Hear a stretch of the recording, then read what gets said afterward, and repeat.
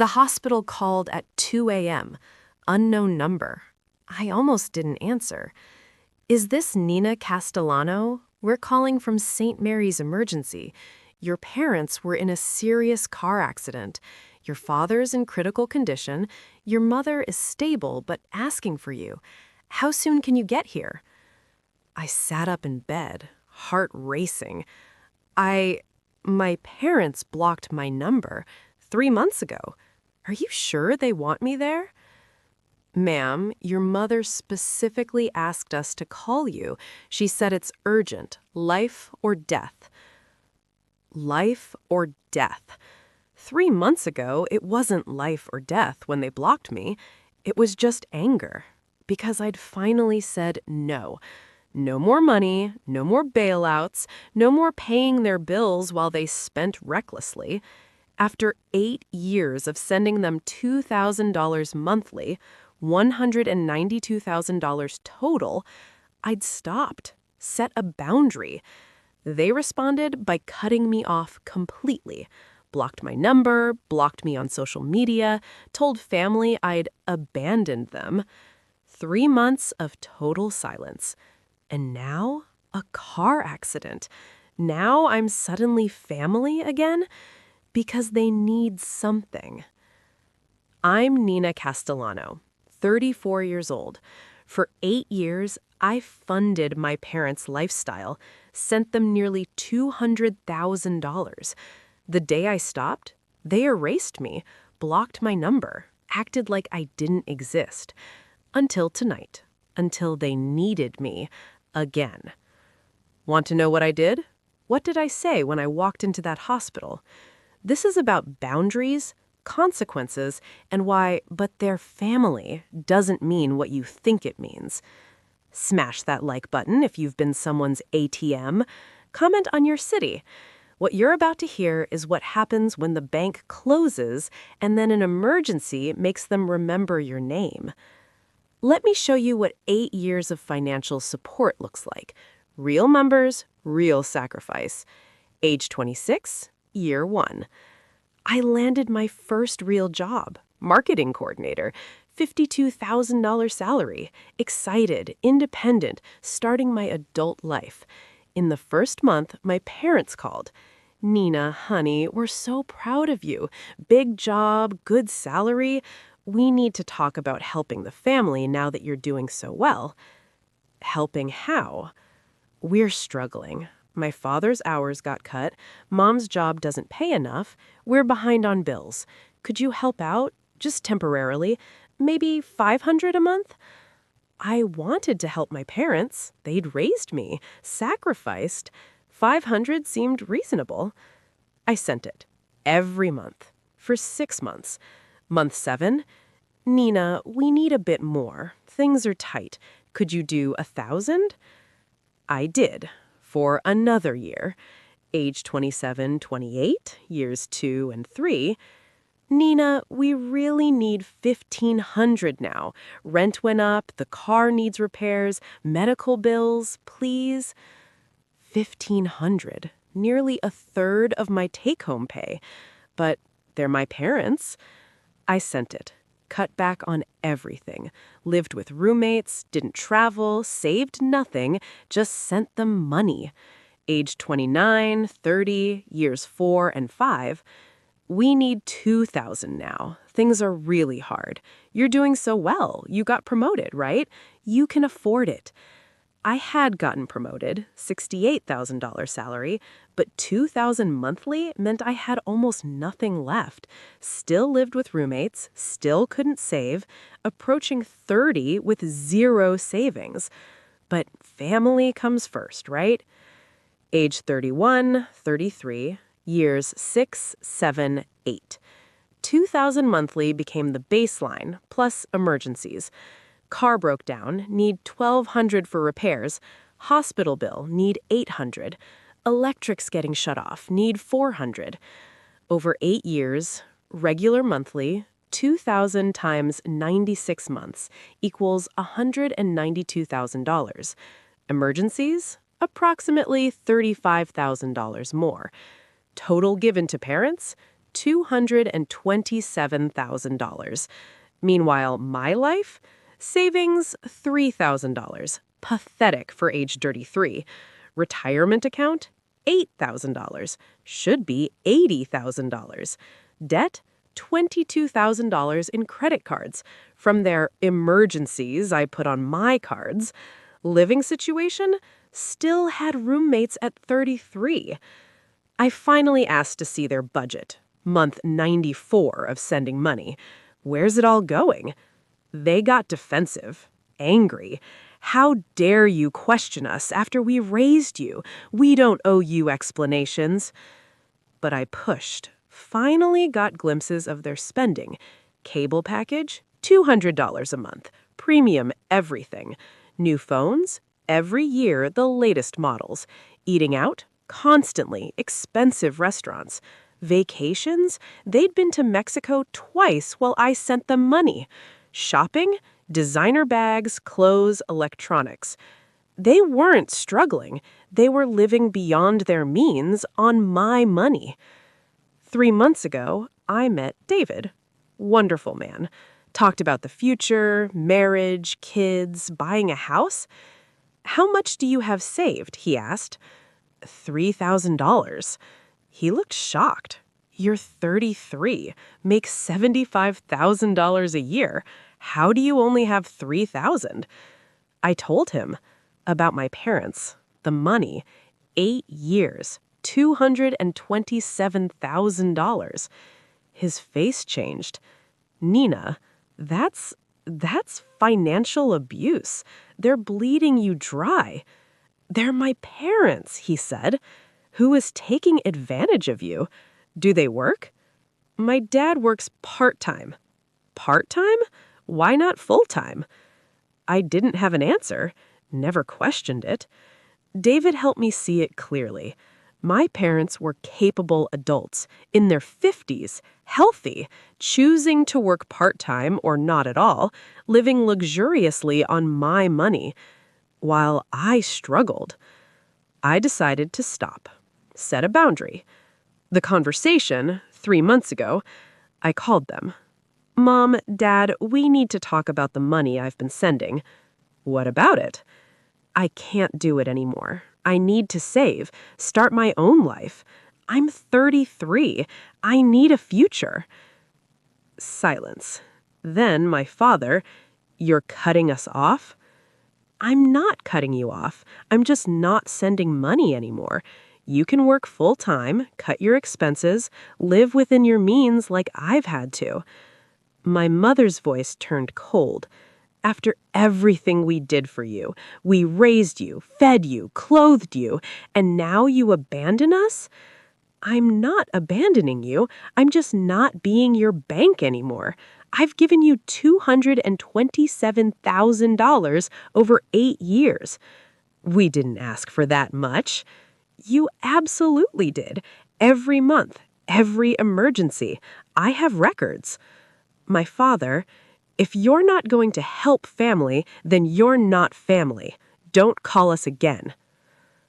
They hung up, blocked my number, blocked me on Facebook, Instagram, everything.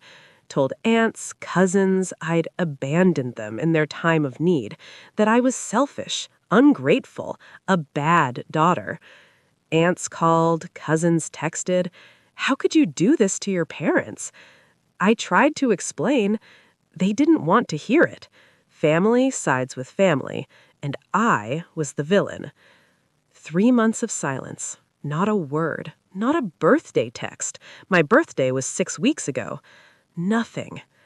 I grieved, saw a therapist, started healing, started saving money, already had $4,500 in 3 months, started planning for the future. Then the phone rang at 2 a.m. I drove to the hospital, 40-minute drive at 2 a.m., the entire time debating, should I even go? They blocked me, erased me for setting a boundary. But it's an emergency, a car accident. My father's critical. I'm not heartless. I went. St. Mary's Emergency Department, 3:15 a.m.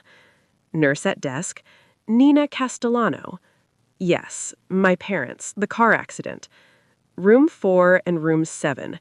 Your mother's in 4, stable. Your father's in ICU. I went to my mother first, room 4. She was awake, bruised, but alive. Okay. Saw me, started crying. Nina, thank God you wouldn't come. I stood in the doorway, didn't approach. The hospital said it was urgent.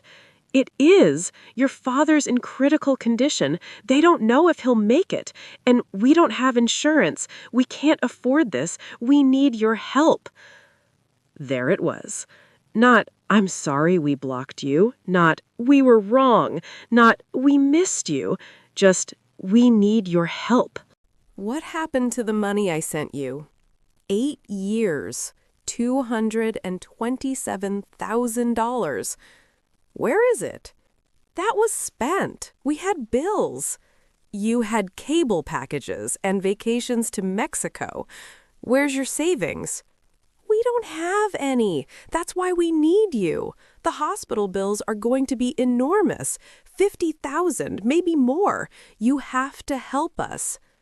I have $4,500 saved, total, in my entire life, because I gave you everything for 8 years. Nina, please. Did you unblock my number? What? You blocked me 3 months ago for setting a boundary, for stopping the money. Did you unblock me to call tonight? Or did you have the hospital call because I was still blocked? Her face answered. You didn't even unblock me. You're still so angry that I stopped paying your bills that you couldn't even add my number back. You had strangers call me at 2 a.m. This is different. This is an emergency. Everything's an emergency when you need money. 8 years of emergencies. I'm done. I went to my father's room. ICU, room 7. He was unconscious. Machines beeping. Looked bad. Really bad. The doctor found me there. Are you the daughter? Yes. Your father has internal bleeding, needs emergency surgery. Without it, he likely won't survive the night. With it, good chance of recovery, but it's expensive, $40,000 minimum. Do they have insurance? No. Can you help with costs? 3 months ago, I would have said yes immediately, would have put it on credit cards, would have figured it out. Tonight, I'd learned something. Boundaries aren't cruel. They're necessary. I can't afford that much. I have $4,500, 8 years of savings. That's it. Nothing else? No way to help? They have a choice. They can apply for financial assistance, hospital payment plans, Medicaid. There are options. I spent 8 years being their only option. I can't do it anymore. The doctor looked disappointed, but nodded. I'll have billing talk to them about assistance programs. My mother appeared in the hallway, being wheeled in a chair by a nurse. Nina, tell them you'll help. Tell them you'll pay. I can't pay $40,000. You have a job. You have credit cards that I used for your emergencies that I'm still paying off. I have $22,000 in credit card debt from helping you. This is your father's life. And this is my life that I put on hold for 8 years. I gave you $227,000. You spent it on cable and vacations. You made choices.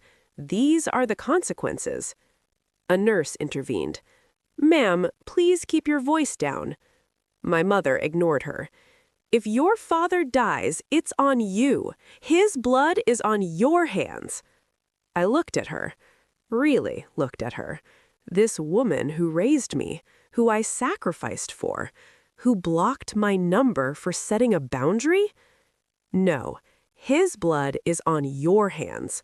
You had $200,000. You chose not to save any of it. You chose premium cable over emergency funds. You chose to cut me off when I stopped being your ATM. You chose all of this. I turned to the doctor. Make sure they know about financial assistance, payment plans. There are options, but I can't be one of them. I left, walked out of that hospital, got in my car, drove home. That was 6 weeks ago. My father survived. The hospital set them up on a payment plan. Medicaid covered some. They're managing it, without me. They tried calling, number still blocked, but they found other ways, left voicemails on my work phone. How can you do this to us? I didn't respond, changed my work number, blocked new attempts. Extended family still calls me heartless.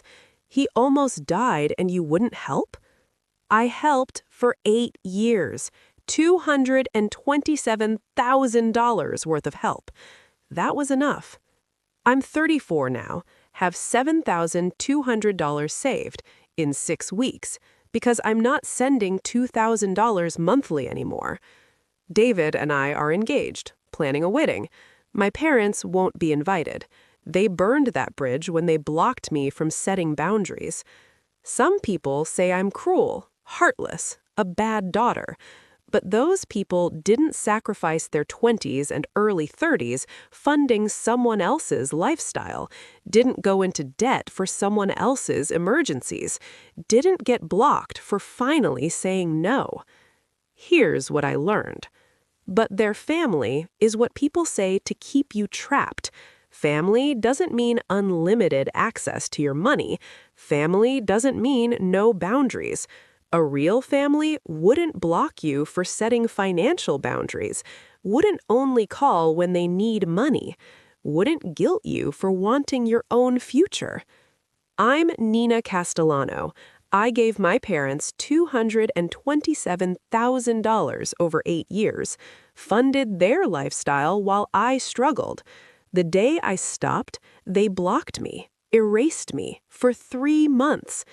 Until a car accident, until they needed money. Then suddenly I was family again. I said no, walked out of that hospital, maintained my boundary. They survived, without my money. They're figuring it out. And I'm finally building my own life. At 34, better late than never. Hit subscribe if boundaries with family matter.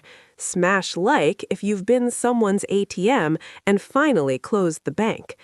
Remember, family is about love, not money. If they only call when they need financial help, they're not family, they're users. My parents taught me that, the expensive way. $227,000 expensive. But I learned, and I'm free now. They blocked me for saying no. I blocked them back, permanently. And I sleep fine at night, because I know the difference between helping family and being exploited by them. Finally.